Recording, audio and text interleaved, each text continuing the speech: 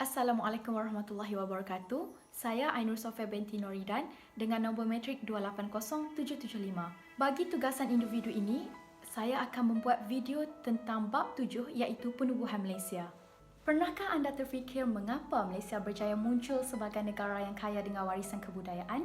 Kejayaan ini adalah manfaat yang kita perolehi hasil daripada penubuhan Malaysia di mana pencantuman antara tanah Melayu, Sabah dan Sarawak telah berjaya menyatu padukan seluruh bangsa dan kaum sehingga terbentuknya satu budaya yang sangat unik di bawah satu payung. Ini bermakna Malaysia telah muncul sebagai antara negara yang sangat kaya dengan keunikan budaya, adat resam, kepercayaan dan gaya hidup. Lihatlah kesannya kepada Malaysia yang sekarang ini di mana ia telah berjaya menarik pelancong dari dalam maupun luar negara untuk melihat sendiri gaya hidup masyarakat yang mempunyai budaya yang unik ini. Amat sukar sekali untuk kita melihat kepelbagaian budaya dan etnik dalam satu negara, tetapi di Malaysia anda dapat melihat semua ini kerana ia merupakan sumbangan yang terbesar sekali hasil daripada penubuhan Malaysia di mana kini Malaysia telah dikenali di seluruh dunia. Tahukah anda bahawa negara kita merupakan sebuah entiti politik yang merangkumi beberapa buah negeri yang mempunyai banyak keseragaman dan juga beberapa perbezaan yang tersendiri.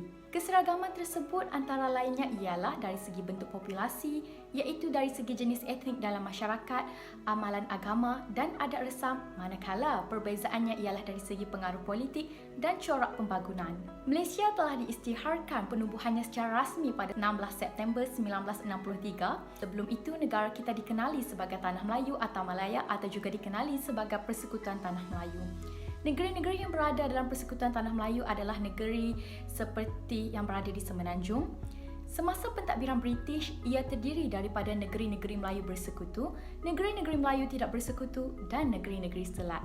Oleh itu, bab 7 berkait rapat tentang penubuhan Malaysia dan saya akan mengajak anda untuk sama-sama mengetahui dan menelusuri perjalanan mengenai latar belakang penubuhan Malaysia. Mari kita lihat kronologi penubuhan Malaysia. Yang pertama, pada 27 Januari 1961, cadangan gagasan pembentukan Malaysia oleh Tunku Abdul Rahman. Yang kedua, penubuhan Jawatankuasa Perundingan Perpaduan Malaysia iaitu JPPM pada Julai 1961. Yang ketiga, penubuhan Suruhanjaya Kobok dari Februari hingga April 1962. Yang keempat, penubuhan jawatankuasa antara kerajaan atau juga dikenali sebagai JEK pada 16 September 1963. Seterusnya, pengadaan referendum di Singapura dan melaksanakan peninjauan pandangan penduduk Sarawak dan Sabah oleh Persatuan Bangsa-Bangsa Bersatu pada Ogos 1963. Akhir sekali, pengisytiharaan Malaysia pada 16 September 1963. Tanpa membuang masa, ayolah kita menelusuri perjalanan dan memahami dengan lebih mendalam tentang langkah-langkah ke arah penubuhan Malaysia.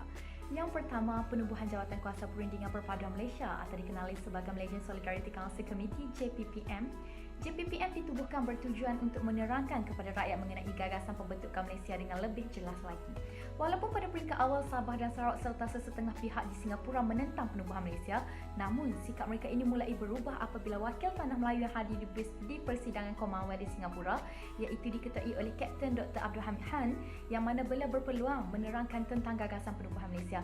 Hasilnya, satu jawapan positif telah diterima dan selanjutnya JPPM telah dibentuk pada 23 Julai 1961 yang dipengerusikan oleh Donald Stephen. Jawatankuasa ini bertanggungjawab dalam usaha untuk mendapatkan persetujuan daripada pemimpin-pemimpin Singapura, Sabah dan Sarawak dan juga bertujuan untuk mendapatkan pandangan-pandangan yang efektif mengenai penubuhan Malaysia.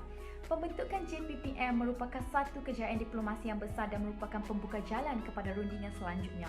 Usaha-usaha yang lebih giat telah dijalankan oleh jawatankuasa ini melalui 4 rundingan yang telah dijalankan iaitu rundingan di Jesseltown pada 21 Ogos 1961, rundingan di Kuching 18 Disember 1961, rundingan di Kuala Lumpur 16 Januari 1962 dan rundingan di Singapura 1 Februari 1962. Dalam keempat-empat rundingan ini, Brunei tidak menghantar wakil dan pada tahun 1962 mereka telah menyatakan pendirian mereka bahawa mereka tidak berminat terhadap rancangan ini. Dalam perjumpaan-perjumpaan ini, wakil-wakil daripada Tanah Melayu seperti Ismail Yusof, Dato' Ong Yet Lim serta Perdana Menteri Singapura Lee Kuan Yew telah memainkan peranan yang penting dalam memberikan maklumat kepada pemimpin Sabah dan Sarawak tentang kebaikan menyertai penubuhan Malaysia.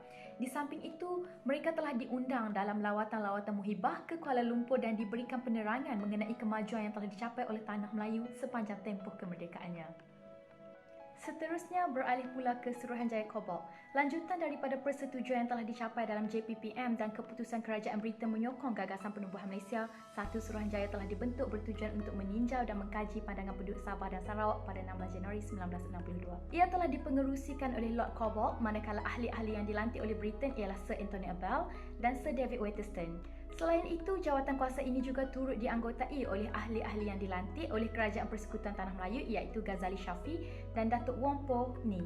Hasil daripada tinjauan yang telah dilakukan oleh jawatan kuasa ini menunjukkan bahawa 81% daripada penduduk Sabah dan Sarawak menyokong dan mahu menyertai Malaysia. Pada perkiraan rakyat negeri itu, dengan menyertai Malaysia, maka Sabah dan Sarawak akan mendapat mencapai kemerdekaan lebih awal daripada Britain. Selain itu, mereka juga bimbang akan ancaman komunis yang semakin berbahaya. Sekiranya Sabah dan Sarawak menyertai Malaysia, ancaman komunis lebih mudah diatasi dengan bantuan Kuala Lumpur nanti. Selain daripada faktor kemajuan dan kemakmuran yang telah dicapai oleh Persekutuan Tanah Melayu sejak mencapai kemerdekaan, kedudukan Tunku Abdul Rahman sebagai Perdana Menteri dan ketegasan Kerajaan Persekutuan terhadap komunis telah berjaya menarik sokongan penduduk Sabah dan Sarawak untuk menyertai Malaysia. Jumlah peratusan ini meliputi 1/3 daripada penduduk-penduduk di negeri ini yang menyokong. 1/3 pula tidak menentang tetapi mensyaratkan hak-hak mereka dijamin terlebih dahulu, manakala 1/3 lagi tidak bersetuju dan mahukan kemerdekaan secara berasingan. Kebanyakan kumpulan yang menentang ini merupakan golongan minoriti dan golongan bukan Bumiputera. Mereka bimbang akan kehilangan hak-hak mereka dan juga mereka takut didiskriminasikan oleh kerajaan yang bakal terbentuk nanti. Di samping mereka turut bimbang akan soal pendominasian orang Melayu. Manakala Singapura pula telah menghantar referendum menyokong penubuhan Malaysia. Setelah meninjau pandangan rakyat serta para pemimpin Sabah dan Sarawak, maka satu persetujuan telah dicapai oleh Suruhanjaya tersebut. Persetujuan tersebut ialah perlembagaan yang bakal ditubuh nanti hendaklah berasaskan kepada Perlembagaan Persekutuan Tanah Melayu 1957. Yang kedua, Malaysia adalah nama persekutuan yang bakal dibentuk. Seterusnya, persetujuan dalam soal penghijrahan baik luar negeri maupun dari Semenanjung dan Singapura di mana kerajaan negeri Sabah dan Sarawak mempunyai kuasa dalam menentukan kemasukan orang luar. Yang seterusnya, Majlis Undangan Sabah dan Majlis Negeri Sarawak diberi hak untuk menentukan hal ehwal yang berkaitan dengan agama. Dan yang terakhir, bahasa Melayu mestilah menjadi bahasa kebangsaan di kedua-dua buah negeri ini. Seterusnya, dalam referendum Singapura telah membuat keputusan untuk mengadakan referendum sebagai satu cara untuk meninjau pendapat penduduk Singapura bagi mendapatkan kepastian pendirian rakyat Singapura berhubung penubuhan Malaysia.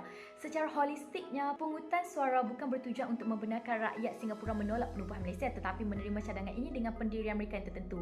Kerajaan Singapura membuat keputusan ini kerana yakin sebahagian besar parti politik di Singapura menyokong cadangan Malaysia. Cuma, pandangan dan pendirian mereka juga diambil kira dalam pungutan suara ini. Rakyat Singapura telah diberi 3 pilihan, iaitu pilihan yang pertama iaitu pilihan A. Rakyat bersetuju untuk bergabung dengan syarat-syarat yang telah ditetapkan oleh Kerajaan Singapura dan Persekutuan Tanah Melayu melalui Kertas Putih pada bulan November 1961. Dan secara keseluruhannya, pilihan ini mendapat 397,626 undi. Pilihan yang seterusnya ialah pilihan B. Rakyat bersetuju untuk bergabung tanpa syarat dan kedudukan Singapura akan menjadi seperti negeri-negeri Melayu yang lain di dalam Persekutuan Tanah Melayu. Dan secara keseluruhannya, pilihan ini mendapat 9,442 undi. Dan pilihan yang terakhir ialah pilihan C. Rakyat bersetuju untuk bergabung dengan syarat dan faedah yang hampir sama yang diperolehi oleh wilayah-wilayah Borneo dengan penyertaan ini. Secara keseluruhannya, pilihan C ini memperoleh 1,444,77 undi. Referendum di Singapura ini telah diadakan pada 1 November 1962. Barisan Sosialis dan pihak komunis tidak bersetuju dengan penggabungan ini telah memula pemungutan suara dengan membuang undi kosong. Selepas referendum selesai, laporan menunjukkan 71% pengundi yang menyokong pembentukan Malaysia. Secara keseluruhannya, rakyat Singapura bersetuju dengan pilihan A. Seterusnya, kita bergerak pula ke jawatankuasa antara kerajaan JAK. Setelah persetujuan telah dicapai dalam kalangan pemimpin dan penduduk, satu usaha telah dijalankan bagi merangka serta membentuk syarat pembentukan kerajaan persekutuan yang terperinci. Sehubungan dengan itu, pada Ogos 1962, jawatankuasa antara kerajaan atau JAK telah dibentuk. JAK telah dipengerusikan oleh Lord Lansdowne dan dianggotai oleh Tun Abdul Razak, Donald Stephen, Abang Haji Mustafa, Temenggung Jugah dan seorang wakil daripada Britain, seorang wakil daripada Persekutuan Tanah Melayu juga. Dalam jawatankuasa ini, pemimpin-pemimpin Parti Perikatan Sabah mahukan kepentingan dan masalah rakyat Sabah yang dikemukakan dan tuntutan 20 dipertimbangkan. Tuntutan 20 itu melibatkan perkara-perkara yang berkaitan dengan agama, pendidikan, imigresen, bahasa dan perwakilan ke Parlimen. JEK telah menubuhkan 5 jawatan kuasa kecil bagi mengkaji dan meneliti aspek-aspek perlembagaan, kewangan, perundangan, kehakiman dan organisasi jabatan. Setelah bersidang beberapa kali dan mengambil kira semua perkara yang berkait dengan tuntutan rakyat daripada negeri yang akan bergabung dengan Tanah Melayu, maka satu laporan telah dikeluarkan dan menjadi asas kepada Perjanjian Malaysia.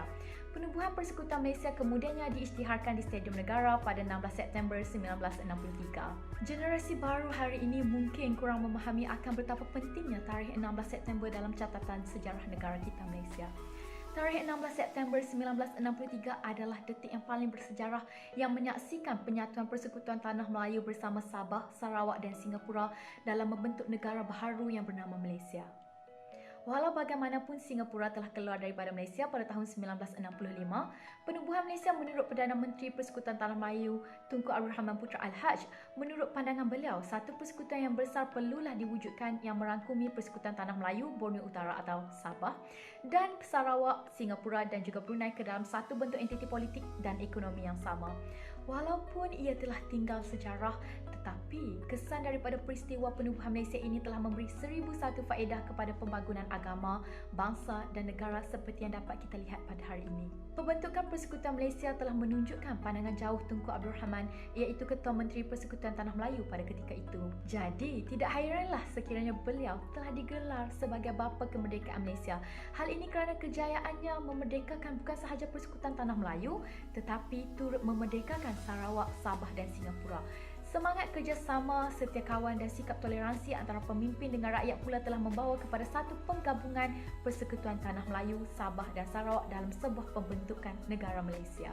Inilah satu keunikan dan kebanggaan negara kita yang perlu kita pelihara dan pertahankan agar semangat penubuhan Persekutuan Malaysia untuk mewujudkan kestabilan politik, kemakmuran ekonomi dan kerjasama dalam sosial akan terus berkekalan sampai bila-bila. Selain itu, Tunku Abdul Rahman sekarang ini masih diingati oleh semua rakyat Malaysia dan menjadi kebanggaan yang cemerlang bagi seluruh rakyat Malaysia kerana beliau telah berjaya memerdekakan Tanah Melayu daripada penjajah asing. Pembentukan Malaysia ini telah melahirkan sebuah negara yang disegani dan disanjungi oleh negara lain di mata dunia. Kesimpulannya, penubuhan Malaysia jelas menunjukkan keinginan rakyat Sabah, Sarawak dan Singapura, malah Brunei sendiri untuk mencapai kemerdekaan melalui Malaysia. Ia juga telah menunjukkan hasil daripada satu persetujuan yang telah diterima oleh pihak-pihak yang terlibat. Walaupun usaha untuk menubuhkan Malaysia terpaksa menghadapi banyak halangan, namun satu perkara penting yang dapat kita perhatikan ialah penggabungan wilayah-wilayah adalah dibentuk secara demokratik, iaitu melalui pungutan suara dan langsung, tiada unsur-unsur ugutan daripada mana-mana pihak. Oleh yang demikian, kita dapati apabila Singapura kemudian yang menimbulkan pelbagai masalah daripada kerajaan pusat, negara itu sendiri akhirnya diizinkan keluar daripada Persekutuan Malaysia pada tahun 1965. Secara ringkasnya, kita hendaklah menghargai dan mengingati pengorbanan oleh pemimpin-pemimpin terdahulu yang telah berjuang mempertahankan Tanah Melayu dan bertekad untuk menubuhkan Malaysia untuk menentukan corak pentadbiran bagi negara kita sendiri. Kitalah yang akan mencorakkan masa hadapan negara kita untuk suatu jangka masa yang panjang kerana kita adalah pelapis bagi generasi sekarang dan kita hendaklah mengekalkan keharmonian Malaysia untuk generasi-generasi berikutnya supaya semua entiti di Malaysia turut memperolehi manfaatnya untuk hari ini, esok, lusa dan selamanya. Sekian, terima kasih.